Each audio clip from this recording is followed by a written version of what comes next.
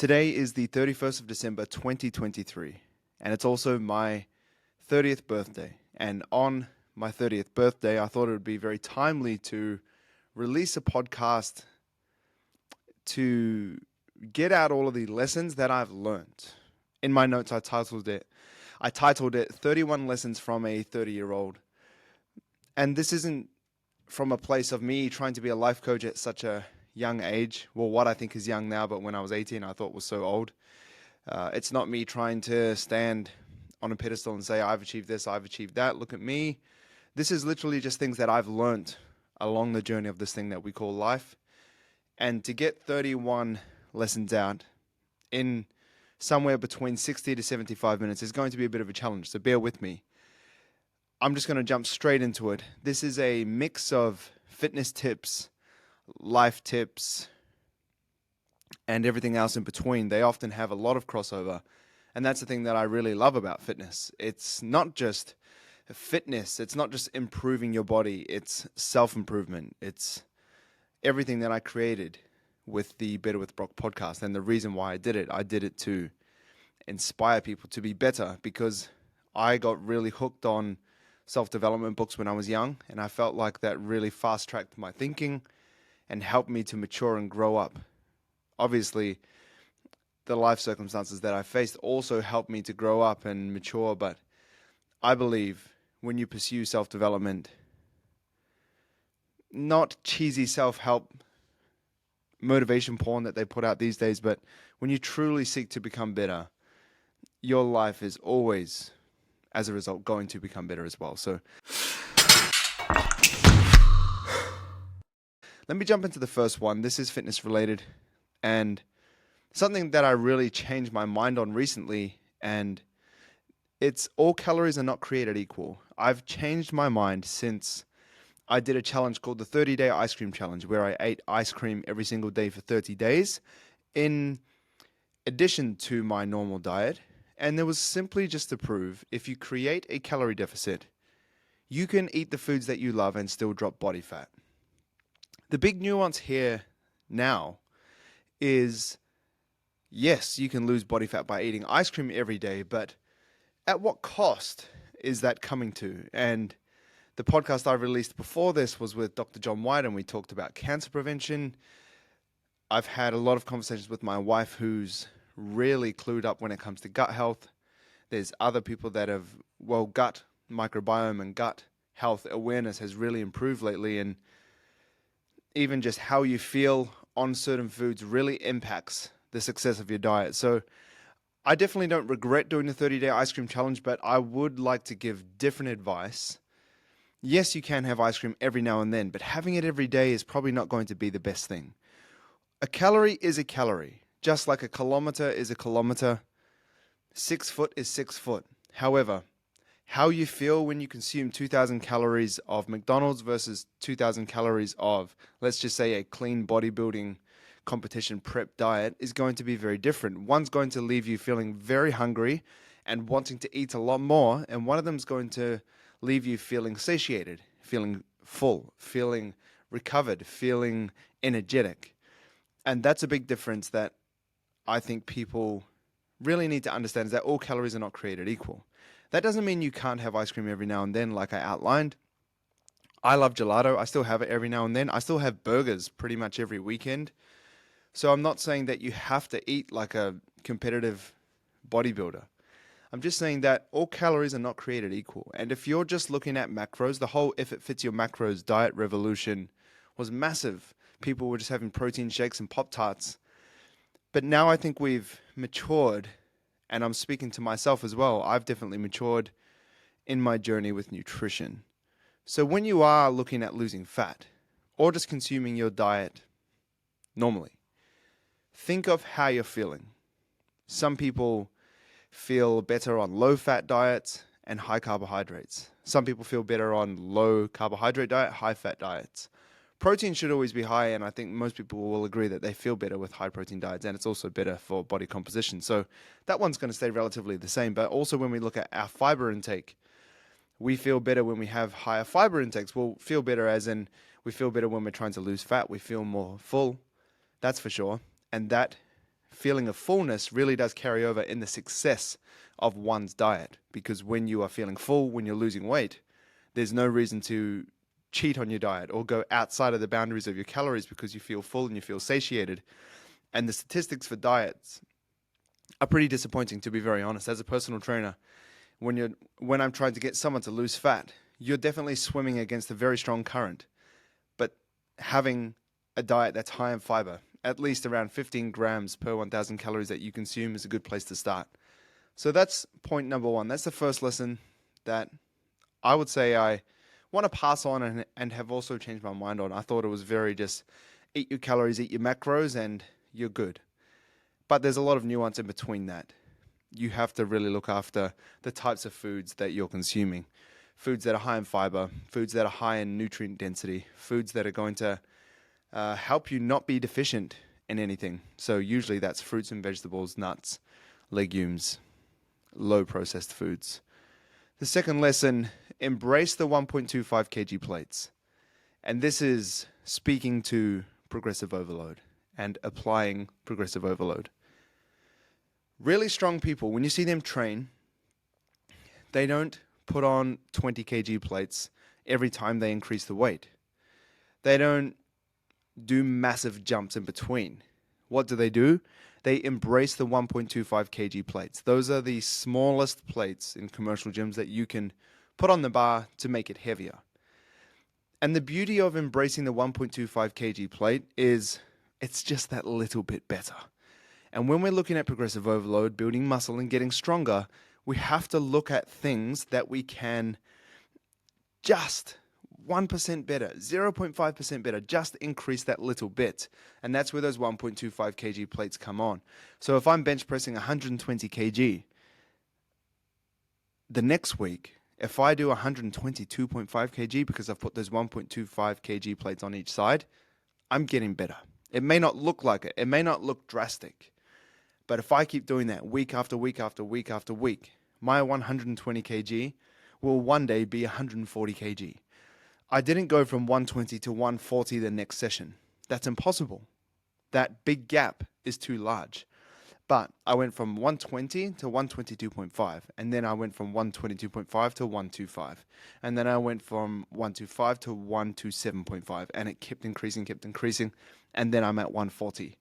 And this also lends itself to the idea of Kaizen, which is this word that just translates to continuous improvement, small improvements daily.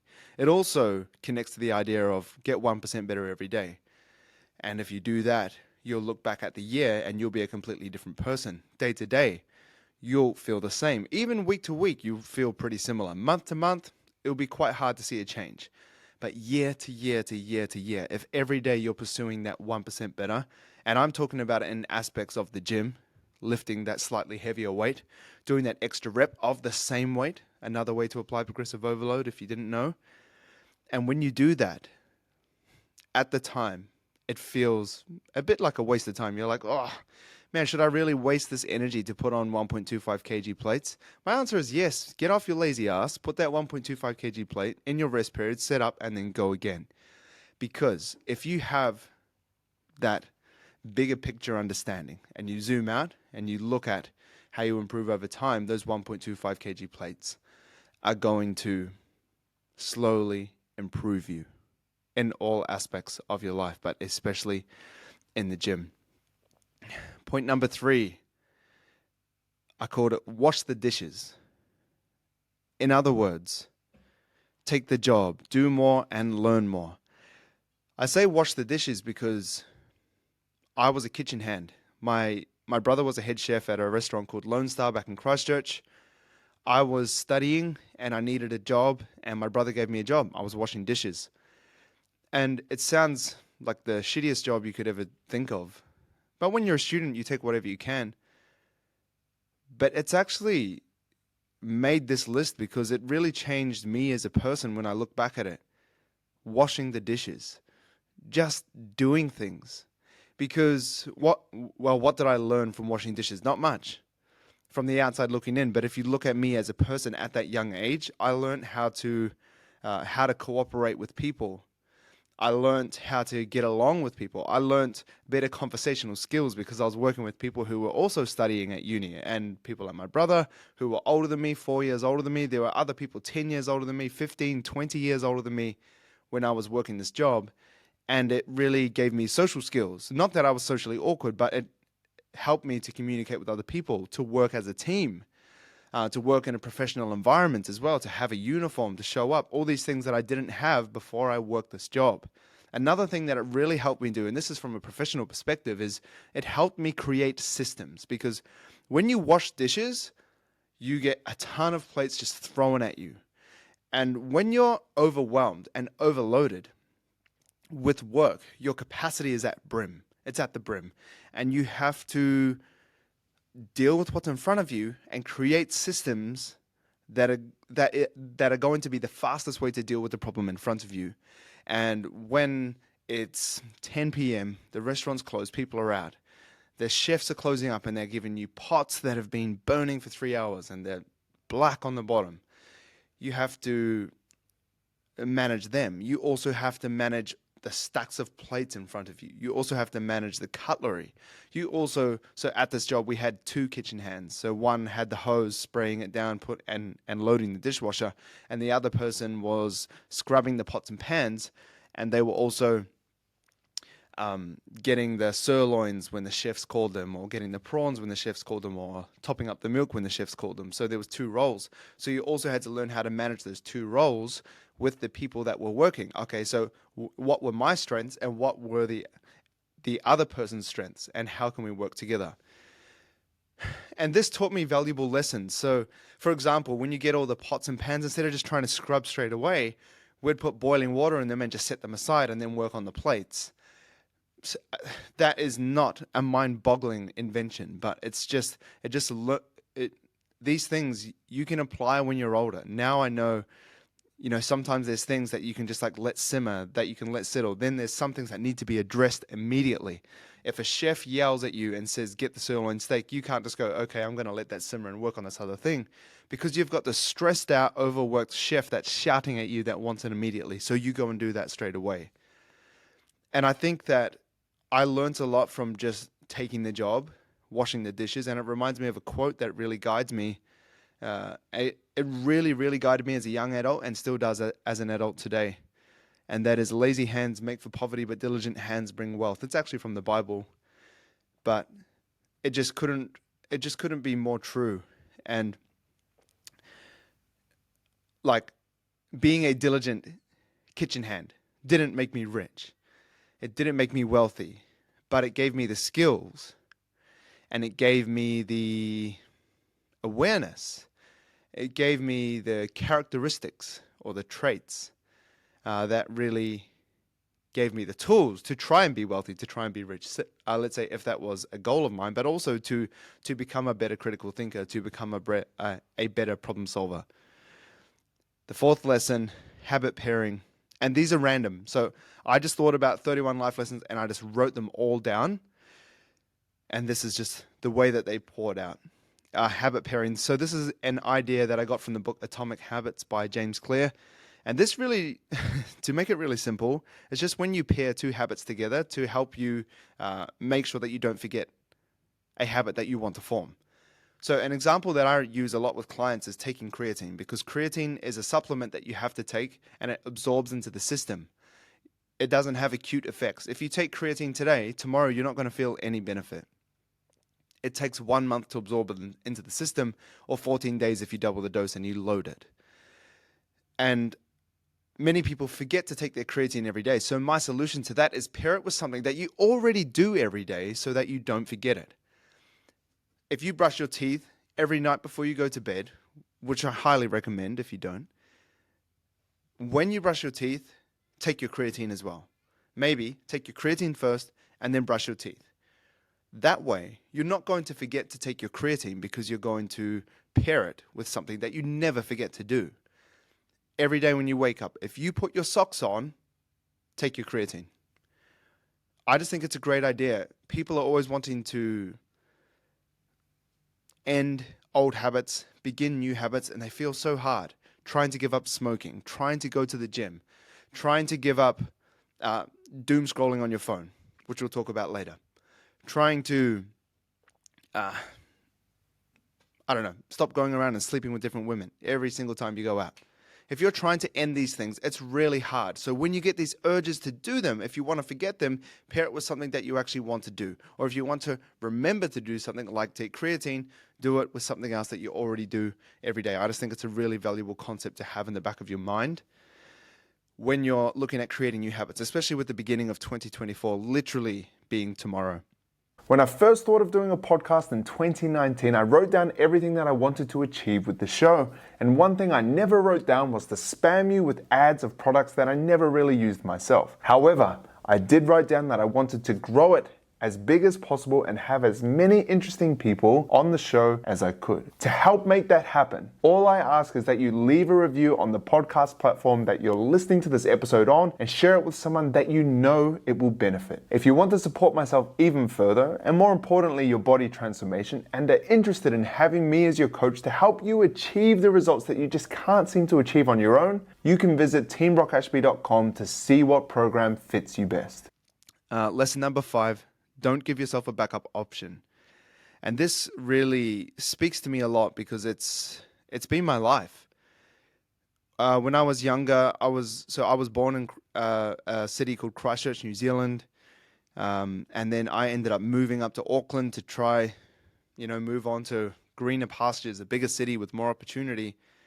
And I really had no backup option. I had to make it work, and I made it work because there was no backup plan. And it sounds really unintelligent. It sounds really naive when you hear it like this, but there's so many success stories that you hear of people, and I'm not trying to group myself into this category, but people that have had no other option but to show up. If you look at The Rock's story, Dwayne Johnson, his story is very similar. 50 Cent, his story is very similar. They all have this kind of point where that there's no other option but for them to succeed. And for me, I packed up my shitty Honda Civic, my first car that was rusty, like rusty wind wipers, cost $500. My dad bought it for me, and it got me around. It had an oil leak. I tried to get a warrant and rego. It didn't take it.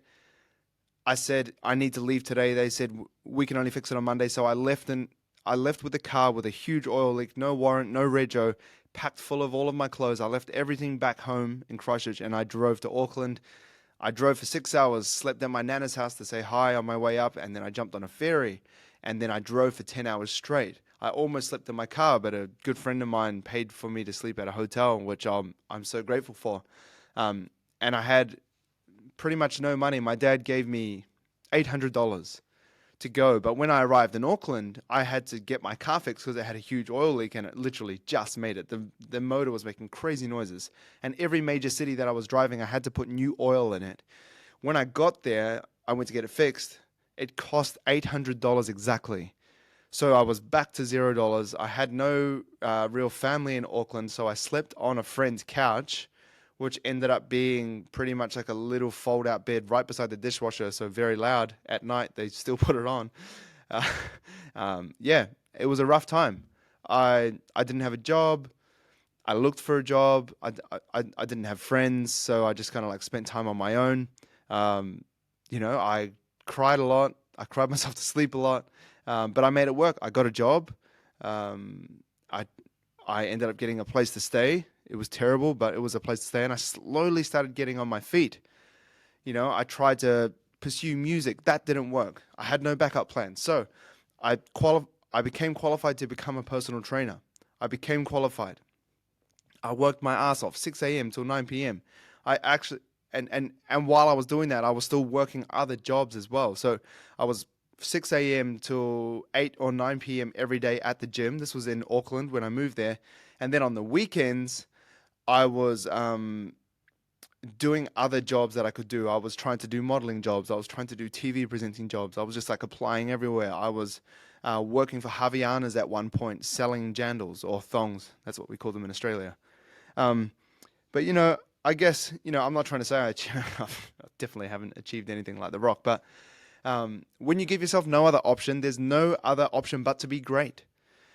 And to get better and to make it successful, you have to think laterally. You have to think on your toes. And that's why I'm a big fan of moving out at a young age, because you figure stuff out. You have to pay your own bills. You have to feed yourself. You have to wash your clothes. You have to get around. You have to commute. Do you buy a car, or do you try and commute by train or bus? It's how you figure out life. It's how you get on your feet. I was so broke at times that I would go around to these like Chinese like grocery store slash markets and get everything that was reduced to clear because I couldn't afford the proper foods. And I was like eating eggs, and I was eating carrots, and I was eating very like cheap things that were reduced to clear, and I was eating a lot of like not meat. I was eating like minced meats that were like super fatty, and then I was eating a lot of liver, hearts, and things like that because they were cheaper. And that taught me resource management. It taught me how to balance my finances. It also taught me to work hard to get out of the shithole that I was in. So yeah, don't give yourself a backup option. I have friends that have, come over from different countries and restart, and the visa situation is very difficult in Australia, especially when you come over and you can't work because you don't have that visa, or you get the visa and then they don't sponsor you, or you still have to study, but then to study it costs an arm and a leg. It's very difficult. But if you don't give yourself a backup option, and I'm not saying to not, have I don't know, if you're pursuing to be a personal trainer, not to get qualified as a psychologist if you really want to do that. That's completely cool. I just had no other option, and it gave me no other option but to succeed. Uh, Lesson number 6. If you don't have the circle you want, create it. And this takes me back to that time when I was in Auckland and I had no friends. I was living in a house with 5 other people. I was paying $150 a week rent because it was literally a villa, and there was, and I say villa and it sounds really nice, but it wasn't. It was just like a house with a long hallway, rooms on the side, and then a kitchen and kind of lounge room at the end. And they were all awesome people. Don't get me wrong, but I didn't have the circle that I wanted. So what did I do? I read a ton of books. This is when I really dived into self-help. I read The Power of Positive Thinking. That really impacted my life massively, which I'll touch on later on. I read The 7 Habits of Highly Effective People. I remember reading The Road Less Traveled by Scott Peck. And I really dived into these books. I read the one by Napoleon Hill. What's that one?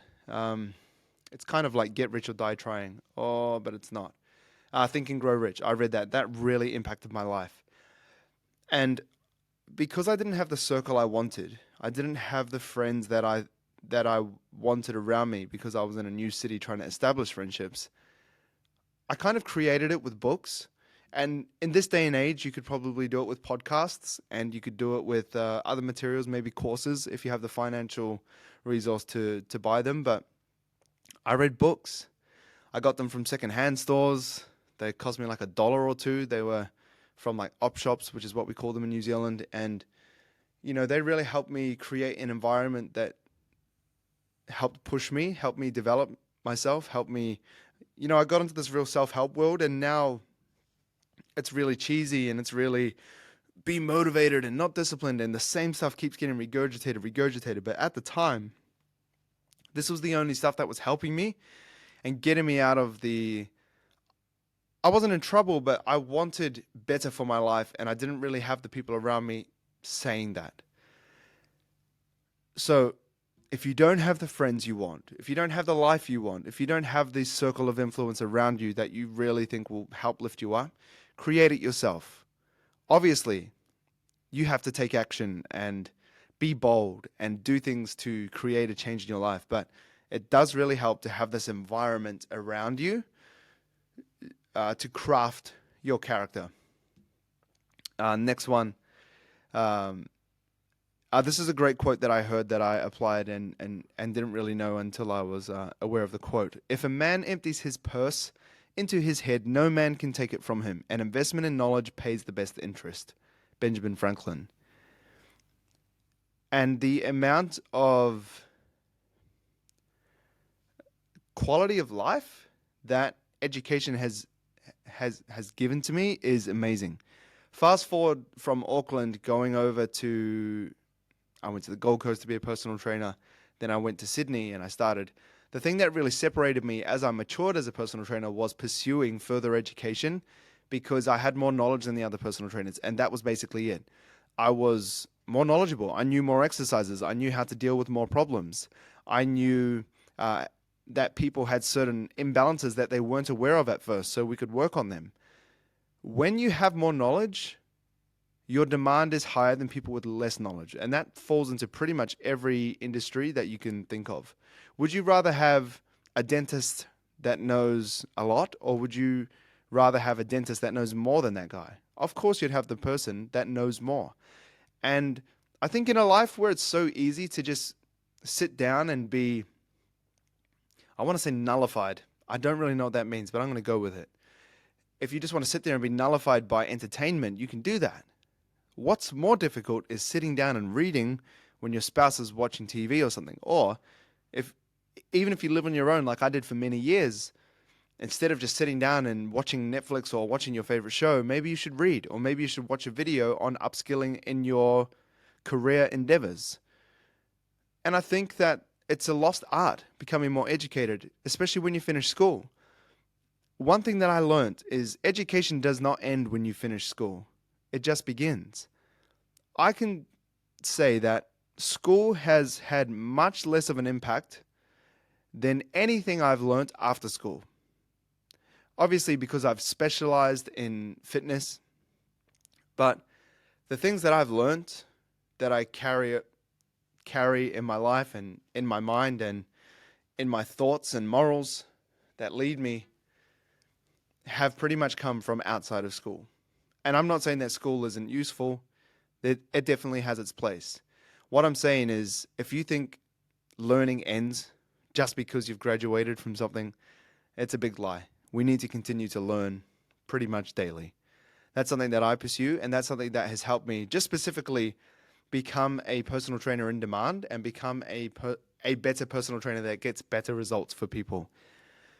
So, if you feel like your career isn't going where you want it to go, I think that you could never waste any money on furthering your education, because when you spend money on your education, especially for your professional work, it's going to create more demand and help you to get a pay rise or get more clients that will pay you for what you're learning. Lesson number 8. This is something that I just found interesting. I won't spend too much time on it, but I learned it from Chris Williamson, who's the host of the podcast Modern Wisdom, which is blowing up. And it was the longer the commute people had to work, the lower the quality of life that they had. They had lower physical activity, lower, mental health scores. And this just, like, it sounds pretty strange, but when you really think about it, it makes sense. Sitting on a train, sitting on a bus for an hour on the way to work, and then on the way back, where you literally just have to sit down, and usually people are just scrolling on their phone. Number one, it's really hard to get in things like exercise. I've really struggled with certain clients that have had massive commute times, because they might commute for an hour, work for 10 hours, 8 to 10 hours. An 8-hour day is short these days, but let's say they work 8 hours and then they commute another hour back. That's 10 hours out of the day. If you sleep 8 hours, that's 10 hours out of the day, 8 hours of sleep. You have 6 hours left. And often there's other things to do. You have, a family. You have certain things that you have to do. It's very hard, or you have to take work back home and keep working. That's not strange in this day and age. It's really hard to get steps in. It's especially if you sit on your ass at work on a computer. It's really hard to get workouts in time-wise. It's really hard to see your friends. It's really hard to spend quality time with your family. All these kind of things pay in. And I'm not saying that everyone should move to the city and work in the city, but it does it does propose the question of, is it more important to live in a more affordable place that's far away, or pay a little bit more and be closer to the city where you can actually do things that are better for your life? Train, walk, see your friends, see your family. And I know this kind of sounds privileged, I guess, if you look at it like, oh, maybe you can afford to live in the city, but we can't. I understand that conversation as well. I'm just saying it's worth a conversation. Or it's worth looking at that time that you're spending commuting and using it in a productive manner. Can you work while you're on the train so you don't have to stay at long as work? Oh, if you so you don't have to stay as long at work. Can you read a book while you're there so you can do your extra learning? There's certain things. Can you answer emails to your side hustle while you're going back and forth? It's just something to consider, and it makes me think because my wife and I are thinking about housing and buying property and or renting property, all these kind of conversations that we're having as young parents. And it's always an option to buy a bigger house further out. But if that means a bigger commute for certain things, if that means being further away from people and making it harder for them to come visit, is it really worth it? Or should we get a smaller place that's closer to things so we can do more and have a higher quality of life from doing these sorts of things outside of sitting in traffic, which Sydney has a lot of? It's just that's kind of not a lesson, but it could be to you. I know personally there's a client of mine that is really struggling with this, and they're looking at pretty much potentially ending their job that they're pursuing at the moment and moving out of their parents' house because they did it to save money. So, is that money saved or that extra space that you have because it costs less to live a bit further out, is it worth it?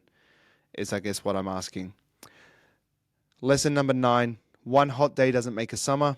And this is from James Smith PT.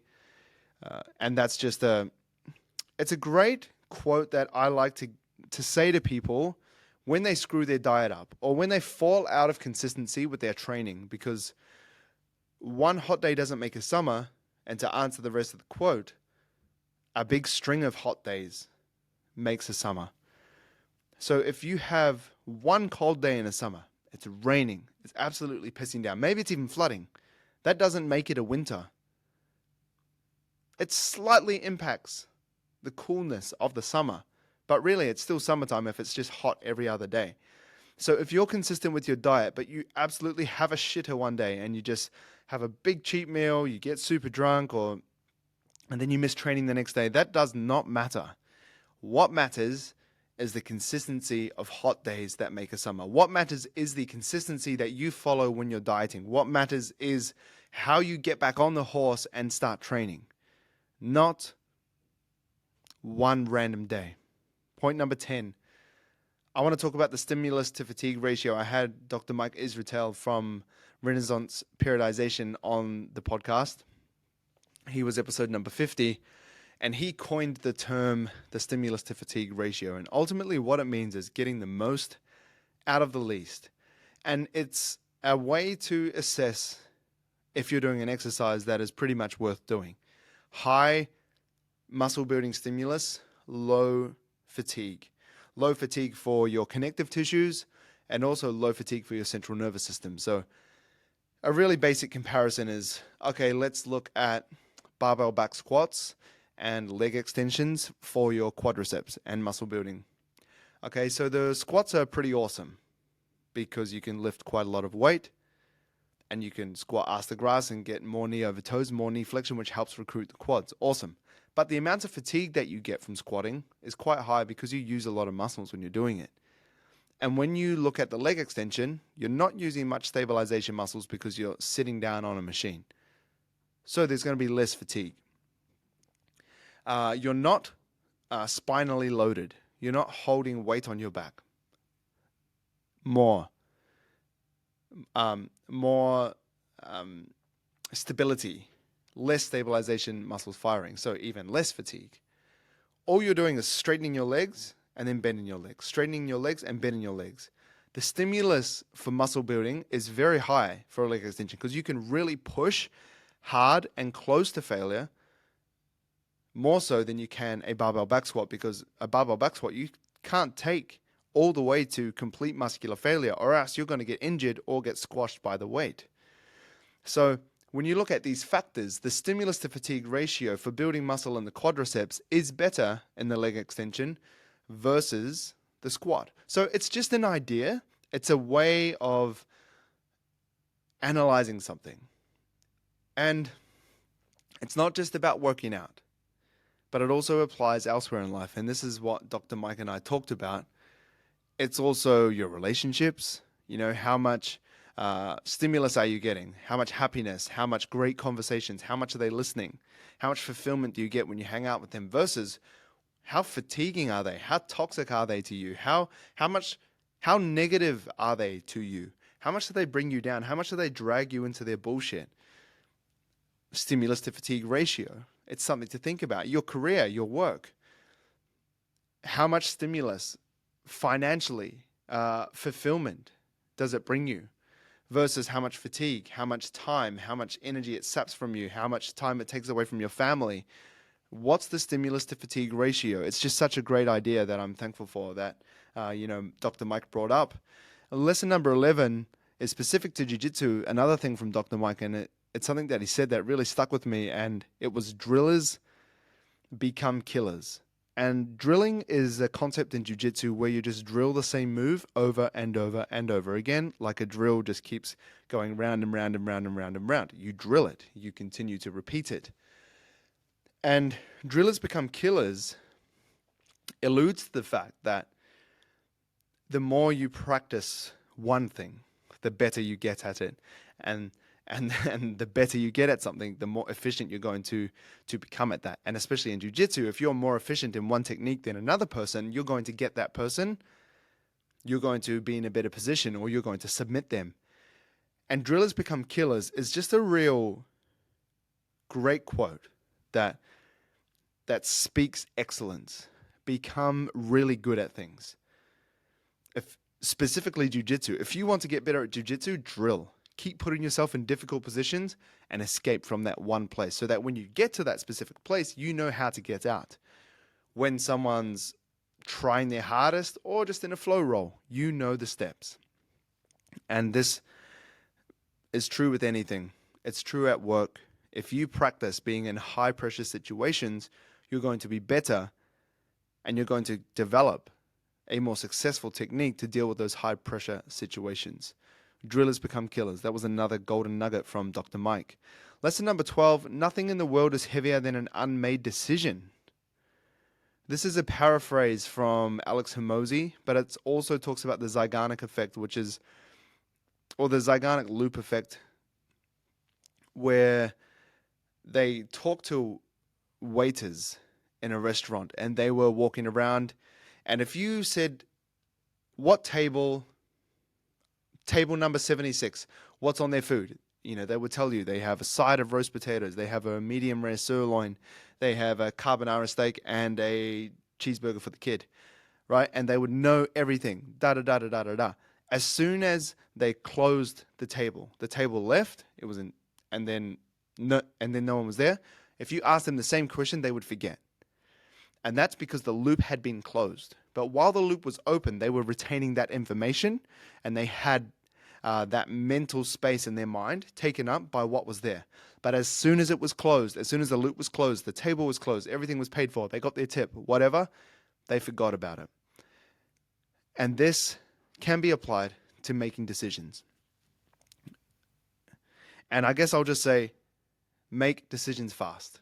Not in a stupid way, but the more time you take to decide on something, the more mental space it takes up and the more you carry around with you. So let's just imagine a waiter and the tables never close. And they just go home with all that information, right? They have less capacity for other things. And they're still thinking about that cheeseburger, that carbonara, that sirloin steak. It's still in their mind, so they have less space for other things. So when we're deciding to make decisions, I've seen this a lot with different people. The more decisions they hesitate on, the more flustered they are, the more full their brain is, the less they can think clearly because they're just carrying so much in their mind.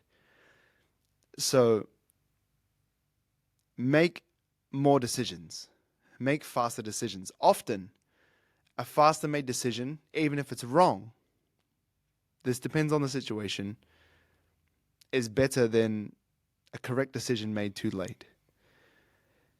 And to come back to what I was saying before about do more, learn more, lazy hands make for poverty, diligent hands bring wealth, that earlier point that I was talking about, that was because I made decisions pretty fast. And that doesn't mean I could have made better decisions, but the decisions that I did make were dealt with, and I learned along the way. It's something to think about. Lesson number 13. To make something seem easier, do something double as hard. And I think this is what has really popularized ice baths. Joe Rogan's idea that, doing hard shit when you first wake up pretty much, turns you into a man, helps you become a life-conquering machine. And I think he's right. I think that doing hard stuff really does lift your ability to do other things. It's great with jiu-jitsu. I'm getting choked out by other people. Do you think I'm scared of recording a podcast? Do you think I'm scared of recording an Instagram reel? Do you think I'm scared of lifting weights in a workout? Man, I've just been choked out. I've been fighting other men throughout the week, fully grown, way better, developed technique men at jiu-jitsu, and they're smashing me.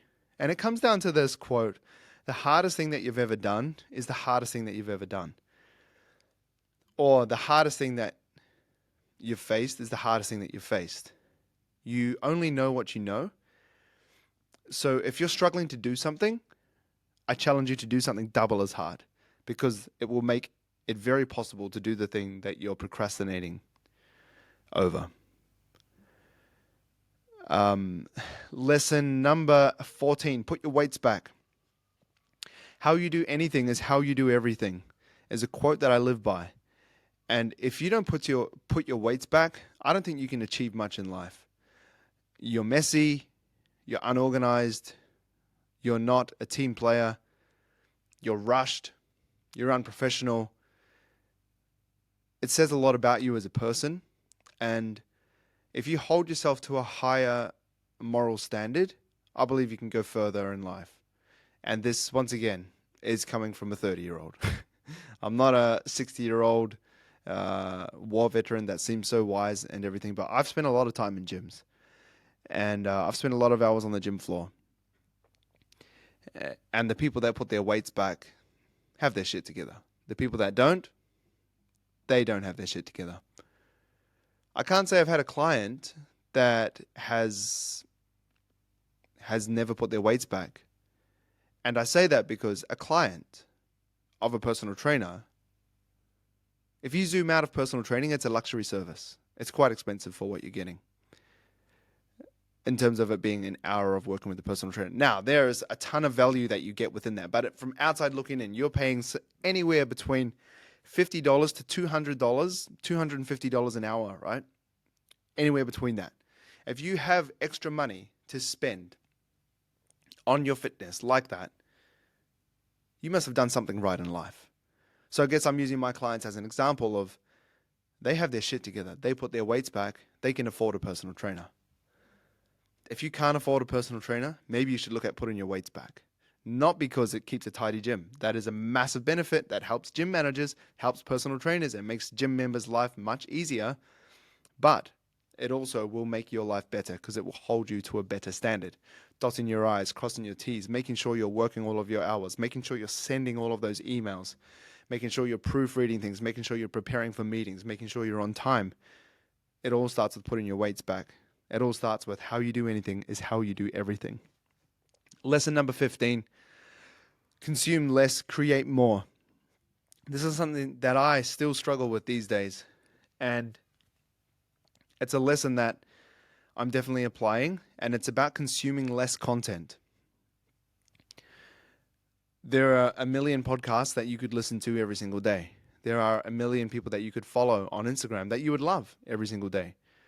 The challenge is not doing it. How much information is too much information is the golden question here. And how much can we actually retain is the biggest thing. I think that our life was much better. Personally, this is just me reminiscing. My childhood, I just feel like it was much, much, much better when I wasn't consuming so much content and I was actually able to think for myself. Sometimes when I find myself listening to podcasts or listening to a lot of audiobooks, even though I'm devouring a ton of golden information, sometimes I'm not able to retain it. And then I actually wonder what that time is actually worth now. If I feel like I'm taking in more information, but I'm not actually retaining it, is it just a waste of time? Would it have been better if I was just in silence, really dwelling on my own thoughts and being able to develop critical thinking? Sure, look, I've listened to a ton of different pieces of content that have inspired me through life. I remember listening to a podcast from Andy Frisella. His podcast is the MF CEO. He runs a company called First Form, and he was talking about email lists. That next morning, I started an email list. So content can be super motivational. It can be super life-changing because that email list for me has brought me clients. It has brought a ton of my clients also a lot of motivation to continue training, but also a lot of retention with training with me because they get motivation from me as their personal trainer or just from someone that they want to learn from. And so I'm not taking away from consuming content. I just think we need to ask the question, how much content is too much content? If we scroll on Instagram for 1 hour, how much are we actually going to remember from that? If we listen to 2 podcasts a day, which seems pretty reasonable these days, how much are we retaining from that? And how much of our own thinking are we doing? The more I think about the amounts of content that we're consuming as a population, as society, the more I begin to think about how unique it is for someone to actually develop their own thoughts. And when you look at podcasters and how much great value they're putting out there that you're listening to, how much do you think they listen to podcasts? Do you think that they listen to podcasts the same amount as you? Or are they doing half or less than half or completely zero because they're working on their own thoughts? So it comes back down to the question of who do you want to be? Do you want to be someone that just consumes content and is a bit of a sheep, let's say? Or do you want to be a bit of a shepherd and work on developing your own thoughts? And when you think of a shepherd is leading other people. I see a shepherd without headphones on, listening to a podcast, being a bit of a stoic, no headphones, being out there with nature, developing their own thoughts. And when you look at a sheep, surrounded by a lot of people, following the crowd, listening to other shepherds. It's something to think about. It's definitely something that I've changed in my life. I used to listen to a ton of things, but now I'm kind of embracing silence, and I feel like it's better for my brain, especially when I'm running this podcast and coaching, thousands of people to really help be the best person that I can be and be the best coach that I can be in terms of getting the results for them. Lesson number 16, and this is a bit of a big idea. 90-year-old reverse engineer is what I wrote down, but the entire concept, hold up, let me get a drink first.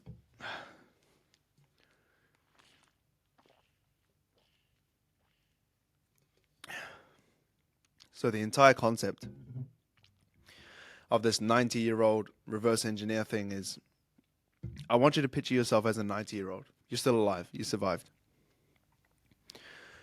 What do you think you regret? Just think about it. And there are a ton of great videos on YouTube you can watch of old people sharing their regrets to give you an insight if you can't think for yourself. What do you think you remember? What do you think you've forgotten? What do you think is important to you? And what do you think isn't important to you? And when you look at yourself as a 90-year-old, you really begin to sieve out the bullshit. Do you care about the clothes that you wear? Do you care about what car you drove? Because at 90, you probably ain't driving, let's be honest. You probably can't even see that far. What house did you live in? What brand was your couch? What size was your TV? All these questions and these things that we worry about, these things that we stress out about and we think people care about. When you talk to 90-year-olds, and I went over to New Zealand this year recently with my wife and my daughter and my family to actually go to my nana's 90th. When you spend time with older people, you soon begin to understand what is important. And you begin to understand what they care about. And then you begin to understand these things that are timeless, these things that never expire. in value to these people. Things like relationships, things like family, things like homes. And I say homes because I think homes are different to houses.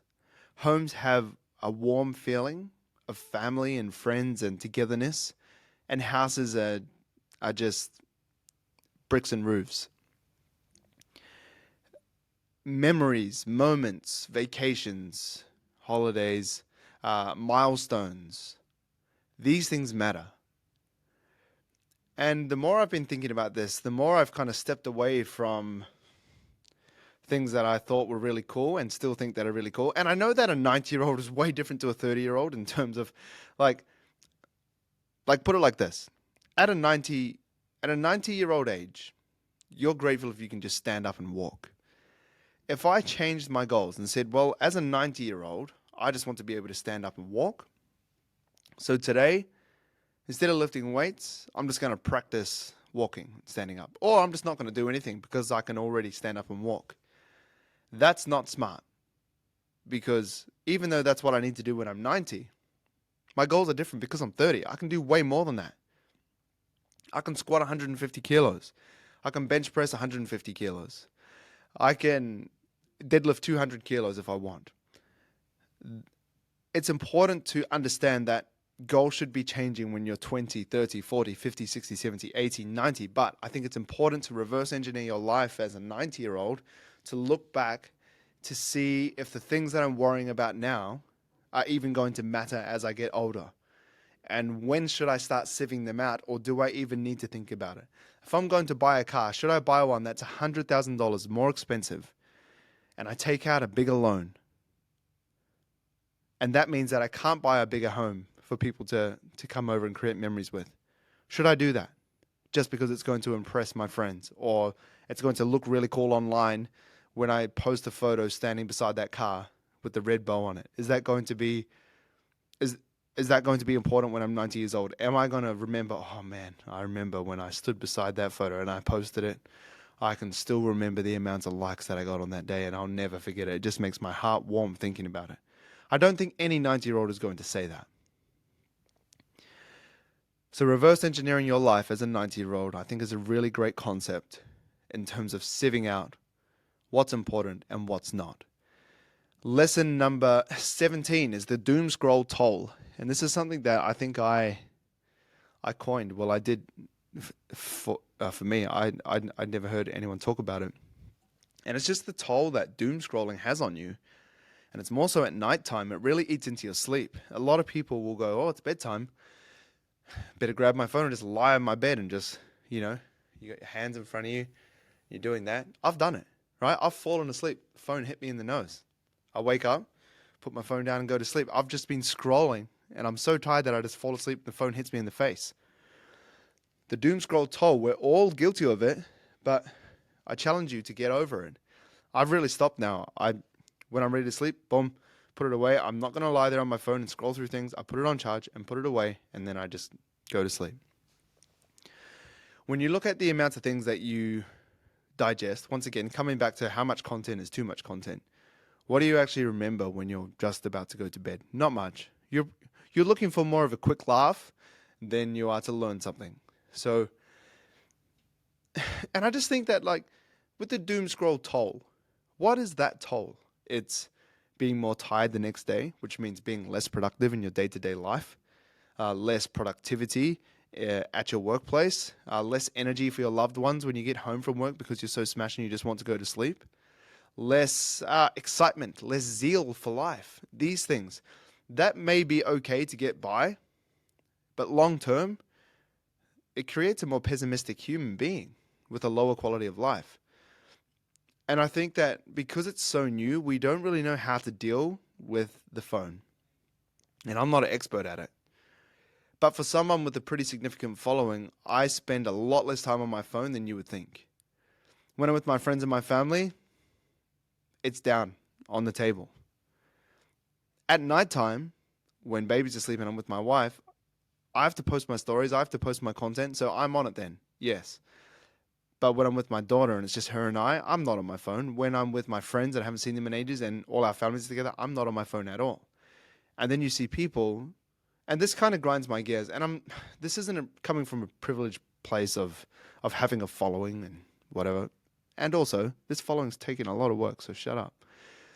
But when people have like no following, no business on social media, and it's just for funsies, they're at family gatherings, they're at Christmas, they're at a birthday, they're at a wedding, and they're just scrolling on their phone. I'm like, mate, what the hell are you watching that's so important? You're missing out on these memories and these moments. I just think we don't know how to deal with it. But I think you'll never regret putting your phone down. But you could always regret having your phone in your hand. Something to think about anyway. Number 18. What is measured can be progressed. This is a lesson that you can take from calories. You can take from measuring your body fat. You can take from measuring your finances. What is measured can be progressed. It's just a principle. If you're not tracking things, it's really hard to improve it. If you're saving up for a house, but you're not even looking at your bank account and how much money you have, what the hell are you doing? You don't know if you're getting more money or losing money. If you're not measuring your body fat, but your goal is to get to 10% body fat, how much body fat do you have? How much body fat do you need to lose by X amount a day? Measure that stuff. It keeps you accountable, so it keeps you interested. And it keeps you wanting to show up. But it also gives you data and statistics to follow, so you actually know if you're getting better or not. And when we look at the motivational cycle, action gets results. Results gets motivation. Motivation leads into taking more action. When we look at the cycle going round and round and round and round and round, if we're measuring things, when we take action and we see that it gets results, that's that first part of that motivational cycle. Action to results. And when we see that result gives us motivation. And then we got 2/3 of the motivational cycle going. And then when we get that motivation, that leads to more action because we're motivated. So now it's that motivational cycle repeated, and we keep going round and round and round and round. And something that I've found with people that I've trained over the years as a personal trainer, the more that you stay accountable to your coach, the better results you get. What is measured can be progressed. And I'm measuring everything. I'm changing things if I need to. I'm updating macros and calories and substituting exercises if I need to here and there, checking in. And if you're not doing that, you're probably not making progress. Moving on, this is just a quote that I love that hit me really hard when I heard it. Be a warrior in the garden, not a gardener in a war. It speaks for itself. And I think it just means be ready. Get ready. Like, what do you want to be? This isn't about doing jiu-jitsu and becoming a fighter. Could be. But it's more so about being ready. And if you are put in a hard place, you can overcome it. And the way that you do that, to come back to a quote that I said before, drillers become killers. You got to practice that. You have to practice being in war. And literally, if we look at jiu-jitsu, doing rolls, getting better at technique, that is getting ready for war. So that when I compete, or when I fight someone on the street maybe, I don't know, if I have to, I'm not going to be a gardener in a war. I'm going to be a warrior in a garden. I'm going to have the tools to win. That quote's awesome. Number 20, try to do something, not be someone. All right, here we go. In 2019, there was a survey that was completed to see what jobs kids aspired to have when they grew up. The Harris Poll survey was what it was called. Asked 3,000 kids aged 8 to 12 across 3 different countries, USA, UK, and China, to choose from 5 professions to answer which they wanted to be when they grew up. Astronaut, musician, professional athlete, teacher, or a vlogger/YouTuber. Though the top choice among kids in the US and the UK was vlogger/YouTuber, 56% of kids in China said they wanted to be an astronaut. There are plenty of things that I have to say about this, but the main extrapolation that I have for US and UK children is that the majority of the kids growing up just want to be famous. That's just a little excerpt from my motivational mailing list, my email list that I send out every week. If you want to join that, I share 3 motivational emails per week. You can unsubscribe at any time. It's just a dose of motivation that hits your inbox that keeps you going. And us try and sell you on some programs every now and then, let you know when a sale's coming, let you know when I've recorded an awesome podcast. But other than that, you can unsubscribe at any time. So if you are interested in receiving cool facts like this during the week to kick your ass into gear, then you can hit the link in the description. But yeah, a lot of people want to be vlogger YouTubers, and that's not true just for children. It's true for a lot of people. They want to be famous. But I think the problem with this is people just want to be famous. They don't actually want to be good at anything. It's such a troubling time. We want to be good. We want to be good at something. And from that come fame. But to try and be famous for nothing, just for fame's sake, I think leads to a lot of potential downsides. And we know extensively that social media has a lot of downsides. Mental health, self-esteem, bullying. I've received, a video of mine recently got just under 1 million views on Facebook. I had fully grown men with 3 children swearing at me. If I didn't have thick skin, I'd be a mess right now. Swearing at me, telling me my career is this and that. F you. And some people having no reason, just F you. Just swearing at me. And I'm just like, oh, okay. But if you're just trying to be famous just because you want to be famous, to be very honest, it's pretty shit. And it's not going to last long. People don't want to follow someone just because they're famous. Famous for what? Do something. I think it's a much better endeavor with your life, especially if you're young listening to this, but even as an adult, to try to be good at something. Try to do something. Try to become an expert at something and become well known from that, not just from trying to be well known. Like just jumping on a reality TV show just because you want to get eyes on you is not a very good idea. This is someone who's been on a reality TV show saying this, so listen up. I've been on there. I've been told in front of the whole of Australia, you're going home. You're eliminated. You suck at singing, pretty much. So, I know what it's like to be surrounded by people who are very excited to have eyes on them. And when you look at people that are actually doing something, not just trying to be famous, they have a longer career. They have a longer longevity of their work, and they also usually have a more interesting personality because they're actually good at something and they stick around. They have a sustainable work life. Okay, moving on. Lesson number 21.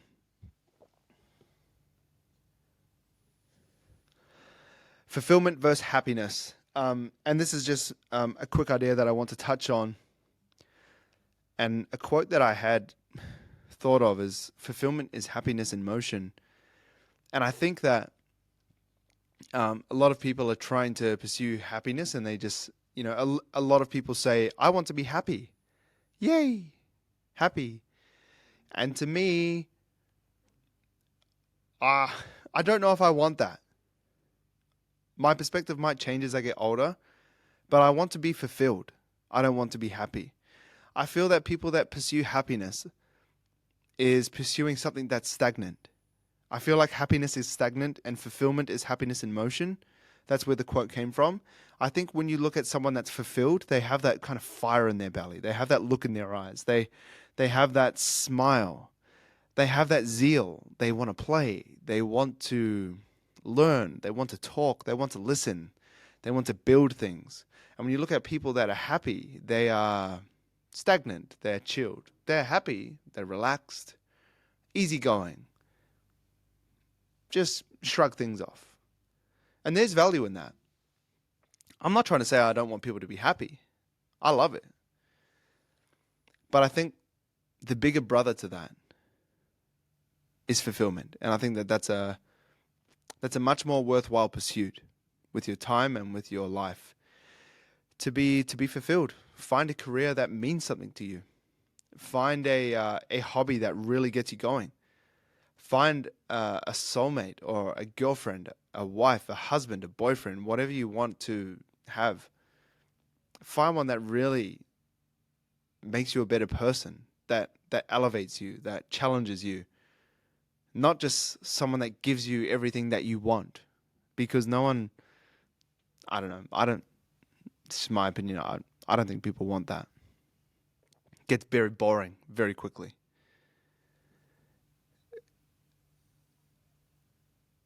Just, yeah, try to pursue something that gives you momentum, that gives you that fire in your belly, that keeps you kind of committed to something. I just think it's a much more worthy pursuit than happiness.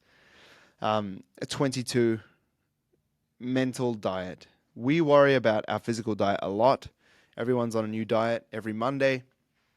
But I think one thing that we don't really worry about or are concerned about is our mental diet.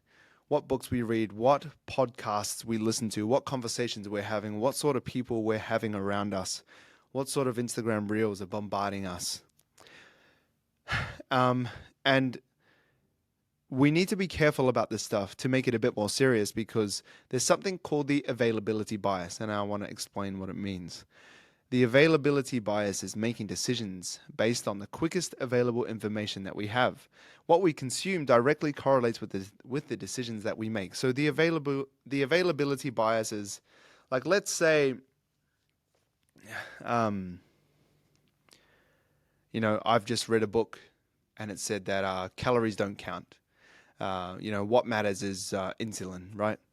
For fat loss. And then someone's like, hey man, I'm just like, I want to lose weight, but I don't really know where to start. The availability bias is going to kick in, because the quickest, most available piece of information that I have is from the book that I've just recently read. So I'm going to say, you got to manage your hormones. You got to worry about insulin, which is not correct. But the availability bias impacts us all. And that's why we have to be careful what we're reading. We have to be very careful of our mental diet, just like we are with our physical diet.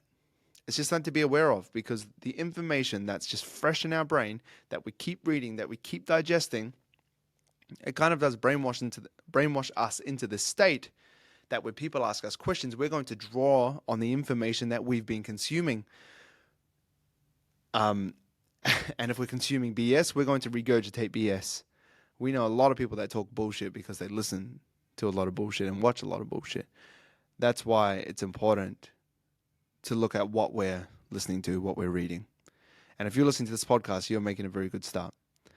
Lesson number 23, take longer rest periods. And this is, I guess, a gym term that's kind of hidden in this thing of delayed gratification. So if you take longer rest periods, you get more quality work in. Okay, so if you take less rest periods, like a lot of people like to do, a lot of women love to take short rest periods because they get more in a shorter amount of time. And I know that they may be busy mums and they want to get in and get out, but they also want to have an elevated heart rate. It makes them feel like they're doing more. But if you take longer rest periods, you are doing more because you're going to be lifting more weight.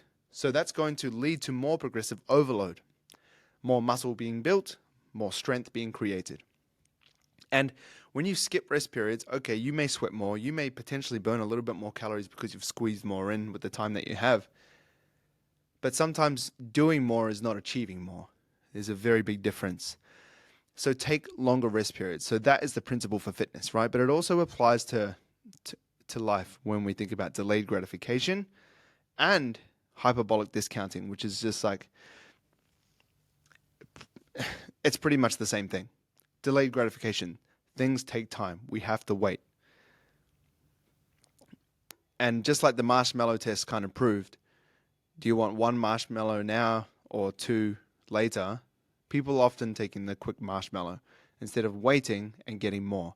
And it's like rest periods, but it's also like in life when we wait for more. All right. Okay, so should we take a job now, or should we study and get a higher paid job after that? People are just like, I'll just take the job now. And maybe that's not the best example because, I haven't done university study and, I'm doing okay. But there are things that require delayed gratification, saving up for a house, saving up for a holiday. I just think that so many people have lost the art of delayed gratification. and being patient. It starts with your rest periods. Take longer rest periods. Achieve more. Don't just do more. Moving on. Point number 24, change your thoughts and you change your world. This is a quote from Norman Vincent Peale from a book, The Power of Positive Thinking. I read this book when I was in Auckland, like I alluded to earlier. And, when I was 12, I lost my mother.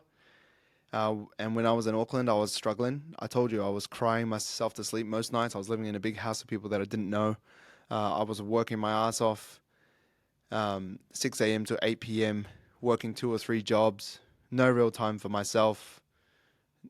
Social media wasn't important to me at the time, there was no podcast, there was no anything. I was reading books to try and create that nice environment around my head and feel like I was doing better, but it was a rough time. But this book really saved me. It helped me, I had some pretty dark thoughts. When I was 20, I had like a midlife crisis, a quarter life crisis, I call it. I was like crying on the floor, melting down, didn't know what I was going to do. I just ended my music career, if you can even call it that. And then I was like, should I do fitness? Should I do fitness? Who am I? What am I? I did all these personality tests. I talked to all these people and I said, what would you say my 3 best strengths were? And I was asking them these questions like this. I was trying to figure out who the hell I was and what I was going to do and if I was even good at anything and if I should even bother with trying to do something special with my life. But this quote and this book really, really saved me. And, I'm an optimist. I do believe in hope and I do believe in being positive. And I think it really does take you far. And not to be cheesy, but I do think that when you think positively, it's not just a woo-woo thing. I think it does help you have a different vision to other people that live the same life. If you live the same life as someone but have a positive perspective, good stuff's going to come out of it. If you live that same life and have a negative perspective, you probably won't end up doing anything meaningful. Change your thoughts and you change your world. Number 25, I guess I just wanted to put this in here. Marry the right woman. Because I've seen a lot of people be in relationships that literally just eat their life up and it ruins their life. They don't have hobbies. They don't have time for themselves. They don't have, there's no zeal. There's no energy. There's no fire in their eyes. There's no yay. There's none of that. They're just kind of like being absorbed by this relationship. They stop hanging out with their friends. They stop doing things that make them happy. And when you think about marrying the right woman or even just going on a date or being with someone, they fall in love with who you are. And then over time, if you change to be whatever they want you to be, you're no longer that person that they love. Right? Did you ever think of that? So be who you are. Stand up for things that you want to do and that make you you. Not in a selfish way, not in a way that doesn't allow for compromise, because relationship is, a big part of being in a relationship is compromise or meeting in the middle, or a better way to put it is like doing things that they want to do, but then them also doing things that you want to do. So you both remain happy. But yeah, stay true to who you are, because remember, they fell in love with you, not the you that they wanted. Number 26. We're getting there. We're getting there. How are we going for time? All right. Probably 5 to 10 more minutes. Number 26 is plan to the end. And this is, I think it was Law 29 in the book 48 Laws of Power. And it was talking about business and power and planning to the end and making sure that, the thing that you're going for, kind of like that 90-year-old reverse engineering idea I was talking about earlier, working your way back from there, plan to the end. But this is more about, I want to put a spin on it and talk about alcohol and drugs, and how you spend your time and the things that you do in your spare time. And even going into the gym, what do you want to achieve at the end of this? I don't touch alcohol, I don't touch drugs, because I've seen the end result for a lot of people that have been close to me, or that are close to me, let's say. A lot of family, let's say previous friends, some distant family, and just people that I've seen in my life. I don't even know who they are. But When I look at, I've seen the end of what alcohol can do. I've seen the end of what drugs can do to people's life. I've seen the end of what prioritizing business too much and not your family enough. I've seen the end of that. And it's not very pretty. And that's why I don't do those things. I don't touch alcohol. I have before. I'm not trying to stand on, you know, a pedestal on top of a mountain and be glorified. But I've just seen it all, and that's why I don't touch it. I've seen the dark side of things. Now, there is another side of things. There is balance. There is moderation. There is discovery. There is fun moments and memories to be had under these kind of principles. But yeah, plan to the end. If you're drinking every weekend, why are you doing that? What's the end result of that? If you're taking drugs every now and then, okay, what's the end result of that? Does it turn into an addiction? If you're training, what do you want your end results to look like? Do you want to be 10% body fat? Do you want to be a competitive bodybuilder? Or do you just want to be able to stand up and walk as a 90-year-old? What do you want? Think of it and work back. Plan to the end with everything. With your career, what do you want? Because at the moment, you could just be growing and trying to grow like I am, you know. You got Instagram going, podcasts, YouTube, this and that, da da da da da. What's the end of that? What is the end? Plan to the end. It's a great question to ask yourself. Number 27 is pretty simple, and it's say hi to people on the street and in life. Say morning, say evening. You know, we could all agree that we want to live in a society that is kind, and this really helps create that. And the more I see the younger generation, it makes me sound old, but like 12-year-olds, 14-year-olds, 16-year-olds, 18-year-olds, the less I see communication skills. And I think that's due to the rise of phones and the rise of technology because they're interacting through phones, through Snapchat, through Instagram, DMs, and not face to face. And I think, you know, they're missing out on a very important life of skill to life, which is dealing with real people. So say hi to people, man. Smile at people. I used to play this game, and I still do. But I started it a few years ago, and every time I'd jump into an elevator and someone was in there, I would say hi. Every time I would check out at a grocery store, I would try and talk to them. Just for fun. No other reason. I wasn't trying to get someone's number. I wasn't trying to get them as a client. I just really wanted to know how their day was. And I wanted to get better at talking, at maybe telling a light-hearted joke, maybe giving them a compliment, saying I like their name, saying, you know, that was the fastest checkout I've ever been in. Ha ha ha. You know, something, it's lame, but these are skills that I think we can use. Number one, it improves people's day. Number two, it improves your communication skills. And number three, it just kind of like adds a bit of excitement to your life. And that's one thing I loved about living in Christchurch is people said hey all the time. That's where I got it from. But I've lived in bigger cities like Auckland, well, bigger compared to Christchurch, Auckland and Sydney, and people don't really say hi. It's weird. Like, it's another human being right in front of you. Say hi. Something I'll never understand. Number 28, technique is what matters. And this is a revelation from jiu-jitsu because I've versed smaller people on the mats and they absolutely smash me because their technique is better. And it's also reinforced by resistance training. I'm stronger than other people that are bigger than me because my technique's better than them. Okay, I've lifted weights for 15 years. That helps. But better technique is always better for anything, right? And when we look at copywriting or recording videos or talking and the vocabulary that you have, better technique is always better. So I want to encourage you to, because I've fallen into this. I've fallen into just doing. As you can see, that's quite a motto in my life. Just doing. Do this, do that, do this. I like to go. Sometimes at the expense of good technique.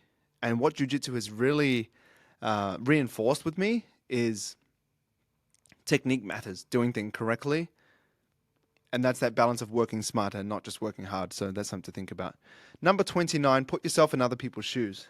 I've definitely developed this a little bit more as I've become a parent and seen my daughter be so vulnerable, so cute. And, I've seen other parents be in super vulnerable positions, and I've seen how hard life can be. I had a pretty hard life when I was 12 years old, just in a certain moment when my mum passed away. That was hard. And I think the more you understand how life can be pretty shit to other people, the more you understand to have a bit of empathy for other people. It's something that I've really developed as a coach too. And seeing your parents get old too, you kind of begin to see life a bit differently. And I used to be a bit judgmental, something I can still work on. I used to really just like throw out things like, oh, that guy's a pussy and oh, he's just a bitch. I wouldn't say that all the time, but like, I just think in my head, man, stop being a pussy. Just do this and do that. And just work harder. I'll just say all these kind of things. But man, I think I've grown up a little bit more, and this podcast is to shed light on my personal experience. And I think that we have to really understand what people are going through. I still struggle with the whole thing, like when people are like, I'm so anxious and anxiety and stuff. And I used to think a lot more like, just do it. Just take action. Just do. Get over it. You're only anxious because you're not taking action. You need to stop procrastinating and just do. And I still believe a lot of that. But I also have this other side of me that's trying to say, man, if only you understood where they're coming from, if only you have had anxiety before, which I haven't, then you would understand. So I guess this is a long-winded way of saying have empathy for others. You don't know what people have gone through. Some people won't share it. Maybe it's embarrassing. Maybe they're afraid to look small. But have empathy for others. I think you never lose when you do that. It's never a losing game. But I think it is a bit of a losing game when you just are kind of like definitively writing people off like I have in the past. Number 30, and this is along the lines of the previous point that I just said, spend more time with old people and kids. With old people, they don't give a shit about what you think. They'll just say whatever the hell is on their mind. It's beautiful. Same with kids. They'll say, you look funny today. Your eyes look weird. Or like, you look fat in that. They'll just tell you whatever the hell you're thinking. And it's refreshing to be around truth. But also, as I was talking about earlier in the podcast, with old people, you understand regrets, you understand what really matters. And with kids, so I think what we can learn from kids is just their passion for life. There's a lot of talk in the Bible around the excitement, the youth, the kind of like twinkle in their eye, the zeal that they have, like this playfulness, this creativity that they have. And then as you get an adult, it kind of gets beaten out of you. You fail a few times and you might work a job that you hate and it just kind of like beats it out of you. To be around kids is really refreshing. All they want to do is play. All they want to do is have fun. I think we need more of that in our life. And to balance that out with hanging out with old people, I think we can just learn a lot from like what actually matters. I think we have it so twisted. We're looking at people's highlight reels. We're trying to create our own highlight reels so our life looks better than it actually is. We're trying to look like we earn more money than we actually do. We're trying to look like we're in better shape than we actually are by editing photos. I don't think old people care about that. I don't think kids care about that. My daughter doesn't care what I wear. My daughter doesn't care how much I can bench press. My daughter doesn't care what car we drive. She cares that I wake up and play with her. She cares that, I feed her when she needs to be fed. She cares that I give her water when she wants to, when she wants to drink. She cares that I pick her up when she wants to be picked up. She cares that, I'm there, to read her books when she wants me to read her books. And I think this is the shit that matters. To get real at the end of this podcast, I think that, so many people are focused on shit that doesn't matter. Impressing other people that they don't even know with money that they don't even have. A lot of people are doing that, and to be really honest, it pisses me off. It leads to, man, I saw this thing the other day, and I just said I was trying not to be judgmental. I'll share it. There was a kid at the playground that I was at with my daughter, and we were spending some time together, and like she was just filming just filming her kid the whole time. And maybe it was, look, and this is the whole empathy thing. I'm going to get this out of the way. Maybe the dad wasn't there because he was in hospital. He just had a car crash. I don't know. And he wanted to see videos of their kid happy. But she was like just playing with the kid just to film it. And then when she'd like filmed it, da da da da da, cool, like, put their kid on this thing and you push back and forward. And then she'd just filming it and be like, hey, hey, hey, smile, smile, smile. And then when she got the video, she just stopped and then just like walked away, like literally just walked away. And she did that 2 or 3 times. And then when the kid was playing, she was just on her phone, like scrolling stuff. And oh, I don't know, man. That just really pisses me off. Like trying to look happy and stuff online, and oh, look at my kid so happy, but like you're not spending time with that kid. So like what does that kid feel? I don't know. I'm getting a bit depressed at the end of this podcast anyway. Let's wrap up with something optimistic. The last point number 31 is the flea experiment. So and I don't know if this experiment is true or not, but there's definitely a moral lesson to take out of this. When you put a flea in a jar and leave the lid open, they will jump out, depending on how high the jar is, of course. But if, okay, look, if you're watching this on YouTube, you'll be able to see what my hand's doing. So if the jar is this high, a flea could probably jump out, right? So if you put a flea, for those of you that aren't listening on YouTube, if you put a flea in a jar underneath a height that they can jump to, they will jump out of the jar. If you put the lid on for 3 days and just leave them, and then take the lid off, they can no longer jump out. And this is an idea called learned helplessness. And it's more so just I guess I just want to share this because it helps you to understand the limits that you put on yourself. And the flea that can jump out of the jar is you with no limitation, and you with hope, and you with positivity, and you with motivation. And sometimes life puts a jar on us. Like me, my mum passed away.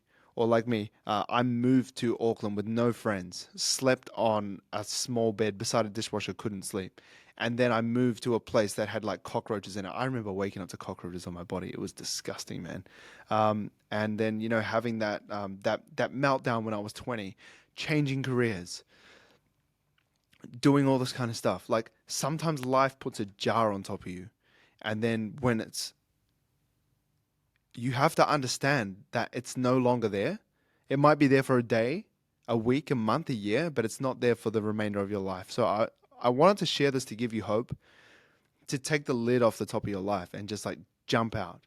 Because once you're out of that jar, you can understand that the world is huge and you can achieve a lot. And that's what I want you to understand and take away from this. When there is something on top of you, it's not there forever. And you still have the ability, like you did before, to live a life that is full, to come back to being like a kid. Anything is possible. Anything is possible. And when that lid is gone, you can achieve anything. But the first step is the hardest, and that's trying to believe that you can actually jump out of the jar because you're so used to jumping up and falling down and falling down and failing and failing and failing. But one day that jar is going to be gone and you need to be ready to jump out. Those are the 31 lessons that I wanted to share as a 30-year-old. I hope that helped. I'll see you in the next podcast.